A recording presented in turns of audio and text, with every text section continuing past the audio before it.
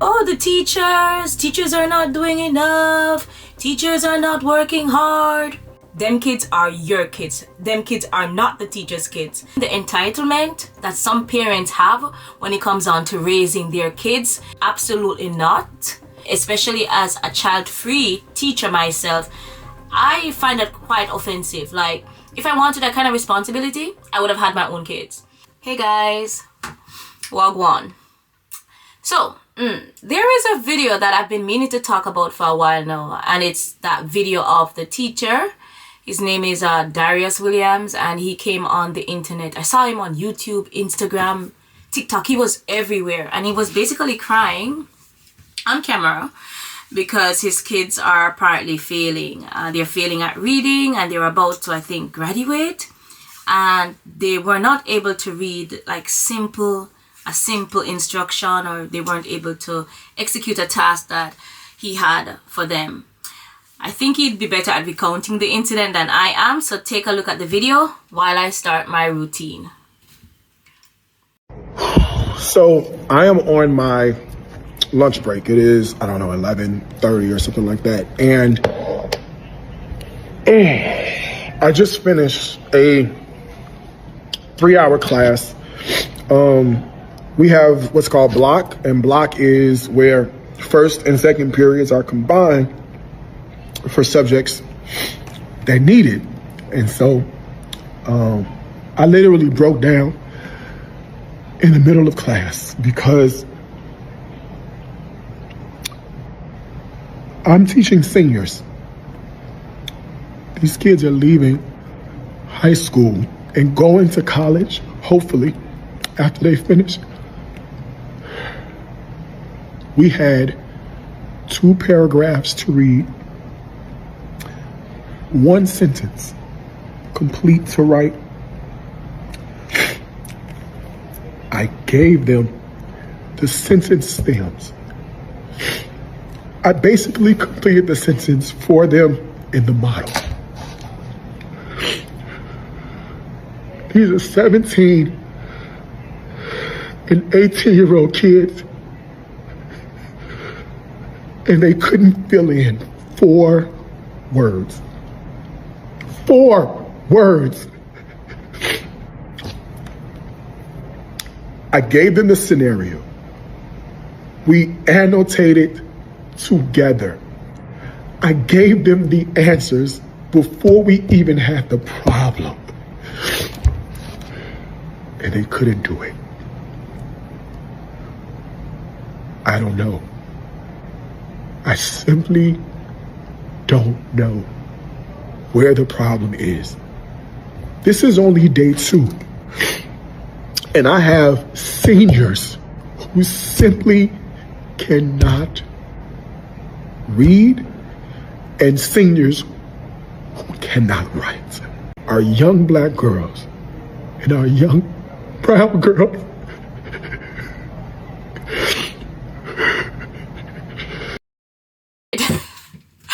I don't know why I'm laughing. I apologize. All right, before we address this educational crisis, students not being able to read is a big issue. But we have to address the elephant in the room. Why is this grown man on the camera crying? Like, I get it.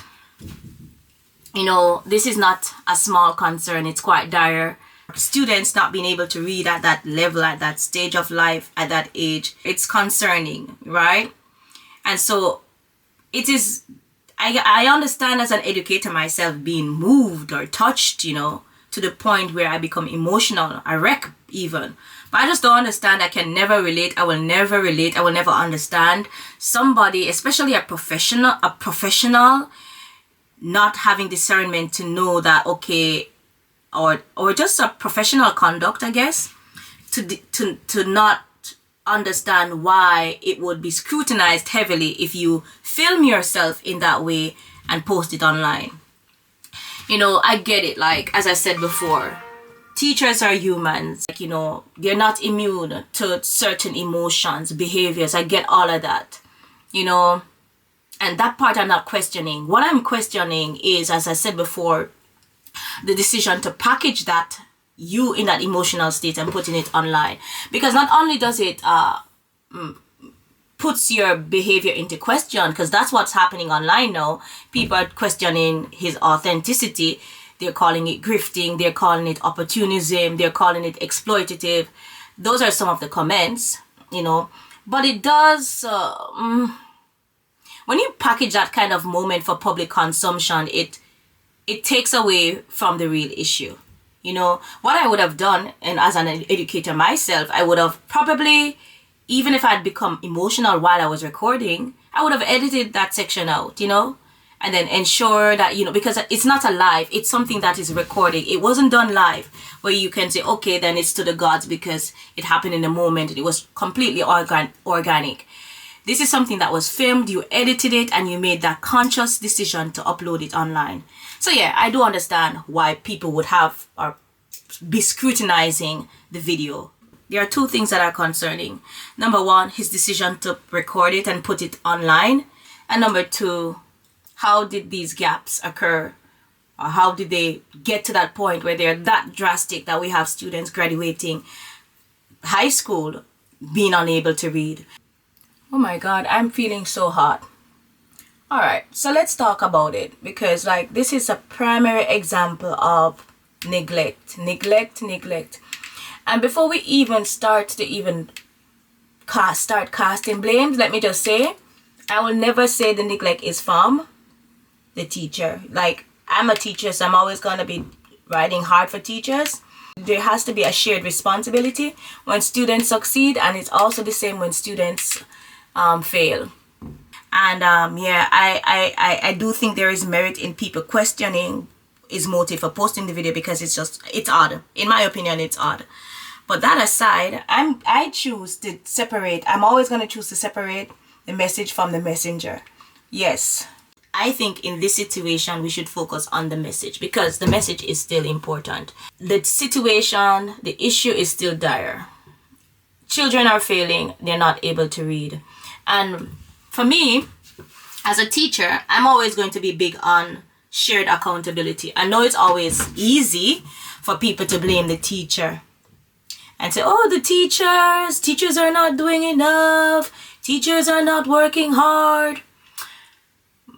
But I'm always going to start at home first, because at the end of the day, them kids are your kids. Them kids are not the teacher's kids. And I have attitude when I'm saying this, because like I've lived that experience as a teacher myself. I've seen the entitlement that some parents have when it comes on to raising their kids, and be acting as if the teacher is their replacement or their substitute. Absolutely not, right? And especially as a child-free teacher myself, I find that quite offensive. Like, if I wanted that kind of responsibility, I would have had my own kids. Teachers are not your kids' parents. We are, if anything, should be considered your partners, the parent's partner. We are working together for the betterment of your kid, but we are not your replacement. We're not your surrogate. We're nothing of that magnitude. And like, of course, teachers do have a professional and ethical obligation to ensuring that they're doing well, doing their best to ensure that kids succeed. But it's not an oath, you know. It's not an oath. You know who should be at the prime and in terms of like accountability and responsibility when it comes on to your kid? The parent. And that's what I want to look at first, who I need to look at first, because there are gaps in terms of what parents are doing to ensure that their kids succeed. Like, a lot of parents are not doing enough. For something like children's literacy, this is foundational and fundamentally should start at home. Like, what are parents doing to ensure that their kids are able to read? A lot of parents are not even supporting kids in that way. Like, are you taking the kids to the library? Are you ensuring that you're monitoring their progress? Are you modeling reading with them? I remember when I was a kid, a lot of times when reading was introduced to me, to myself, and to my peers, it was all often done in a punitive way. Oh, if you're misbehaving, you take up your book, go read a book. It was always done in retaliation to something I did or did not do. It was never encouraged in a positive way. And I do feel as if a lot of parents are not encouraging reading, or even if they do, it's not done in a way where students actually, or children actually feel like it's something positive, a positive habit that they should enjoy. Are you modeling with your child reading? Are you going to the library with your child? You know, are you telling them to go read while you're on your phone scrolling? The kids are able to see those bright lights on your phone. They're so colorful. They're so inviting. They're always going to assign that to, oh, phone, let me go on the phone. It's more fun. The apps are more fun. Reading is boring. Reading is dull. So you do, as a parent, you oftentimes have to even sacrifice, even if reading is not something you personally enjoy, because you are trying to model good behavior. Especially children are impressionable. You really need to be their first example, right? When they see you, you know, usually, hopefully they respect you, and, you know, they want to aspire to be like you, then it's a habit that they'll initially or eventually gravitate towards, because you, their parent, you seemingly enjoy doing it as well. So it really does start at home, you know. The support starts at home. Are you checking their homework? Are you ensuring that, you know, you're reading with them, you're reading aloud, so that you can tell if they're making progress? If you need to invest in a tutor, are you investing in a tutor, extra classes? Or are you just using that time are you just waiting for them to go back to school for the teacher to do all the work that you ought to be doing as a parent? These are things that ought to be considered. And so I'm always going to assign the responsibility first to parents. Yeah. But, you know, teachers are not without blame too. As a teacher myself, I understand that, you know, not all teachers are efficient or effective. You know, I went to teachers college. Teachers college was my first introduction to the types of teacher that you have. Well, probably not my first, because I did have bad teachers too when I was a student. So even before I knew the type of teacher I wanted to be, I knew the type of teacher I did not want to be, because there were so many bad examples.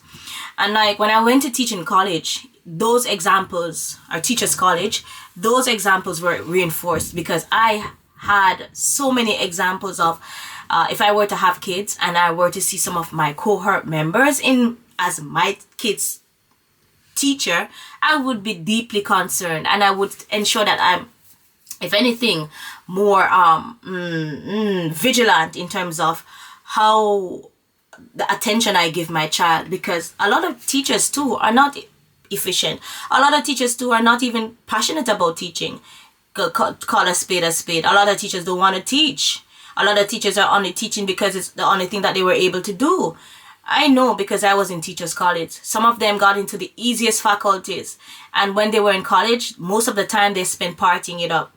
You know, I worked with people who clearly were not going to be good teachers if their college life was any good example of what their work ethic would be. We would have group projects. They would not want to contribute. They would try to, at the end of the projects, try to get their names added onto the project. They would plagiarize. They would skip school. So irresponsible, right? I even remember there were a few members of my cohort who even were able to graduate with, of course, their GPA wasn't the highest, maybe like a 2 point something. But, you know, depending on the school, they're able to still get jobs with those kind of degrees. So these are people who are clearly not passionate about learning. And if they weren't passionate about learning, I highly doubt they're going to invest the kind of attention that your child is going to need for them to succeed in life. And so for that reason, parents, if anything, need to not only be vigilant, but you have to ensure that you're also reinforcing or like covering bases or having safeguards at home to ensure that even if the kids are not getting anything at school, they're definitely ensuring that the hours spent at home are meaningful. And so for that reason too, you know, again, of course, I'm talking about teachers who are delinquent and teachers who are not passionate, or teachers who are like poor examples and really who should leave the profession. But it still will go back to the parent again, because the parents are more vigilant, and the parents are more present in their kids' learning, then they would be able to understand or pick up when, you know, they have to be, for lack of a better word, a dunce teacher. Because a lot of teachers don't want to teach. For a lot of teachers, it's a paycheck. I don't understand. I will never understand why people act as if teachers are some kind of like a saint. You've been like lodged into some kind of sainthood, or you've taken oath, or you're a monk or something like that. It's not the same. Like, it's a job just like any other job, just like a lawyer is, just like a doctor. How many doctors you've known who prioritize money over even something as serious as the patient's well-being? How many doctors have sold their soul, right? Why are we expecting teachers to be above board? All teachers to be responsible, ethical creatures. It doesn't work like that. I've been in Japan and I've had experiences with dentists who were garbage. The same way you have garbage dentists, you have garbage doctors, you have garbage nail techs, you have garbage hairdressers, barbers, you have garbage teachers too. Like, why is it so difficult for people to understand that? And for that reason, why they need to ensure that they're doing their part, you know? You know, the same kind of attention that you guys invest when you're going somewhere to eat and you want to see the reviews. It's the same kind of vigilance you need to exercise when you have a teacher. Ensure that you're covering all bases to ensure that your kids are actually learning in school. And so at the end of the day, as I said before, I see this issue as a shared shared responsibility issue. Teachers need to do more to ensure that, yes, you know, if my student is not excelling, I need to level up my skill. Do I need more workshops, right? Do I need to further schooling, right? Education. Do I need to, if my teaching strategies are not working, what do I need to adjust?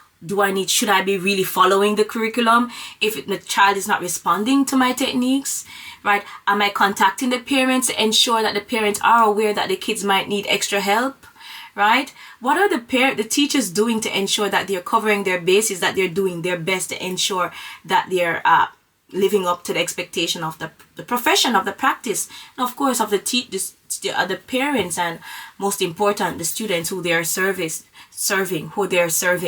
But like, also too, like, as I said before, like, everything is in context. You know, teachers can do a lot, but they can't do more than they can't do everything. And like, you know, a lot of like, some teachers are under-resourced. You have large classes. Sometimes it's impossible for a teacher to be able to give the kind of attention that a child would need, because there are just too many heads in a class, right? There are too many systems fighting sometimes against a teacher. Some schools insist on every student advancing, even if the students are failing. I suspect that might have been what happened in that case, because there's no reason why a student should have gone all the way up to like almost being able to graduate, or in the process of graduating, and you're not able to read or process simple instructions. That's like ludicrous. So it's an indicator of a failing system, a system that has failed all the students, or failed all those students, right? And it's something to be deeply concerned about. But as I said before, you know, for changes like that, it can be so difficult, because like, as I said before, every context is different. Every school or district might have different policies, the same with state and even country, depending on where you are. So like, the onus, I guess, because it's much more going to be much more important for, if anything, for teachers and parents to have a more fortified, supportive, cohesive relationship. And as I said before, teachers can only do what they can do. Derma shot mode, mask mode, air shot, booster mode, micro derma shot mode, level 6. Anyway, let's go back to what brought us here in the first place, which was that video from Darius Williams. Now, should he have recorded that video? Yes. Should he have uploaded it crying on the internet? Probably not. I wouldn't have. But that's just me, you know. Yeah, everybody's different. We can question why he decided to film that video crying and then uploaded it.